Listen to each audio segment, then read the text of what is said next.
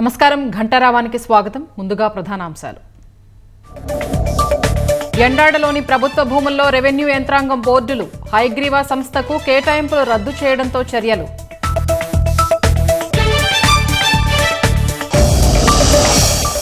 రాష్ట్రంలో అగమ్య గోచరంగా దంత వైద్యుల భవిష్యత్తు, అవకాశాలు లేక ఏటా 500 మంది విదేశాలకు పయనం.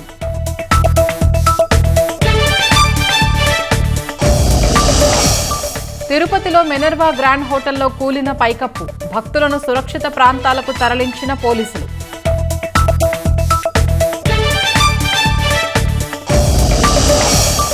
రెండు రోజుల పర్యటన కోసం మారిషస్ చేరుకున్న మోదీ, విమానాశ్రయంలో ఆ దేశ ప్రధాని ఘన స్వాగతం.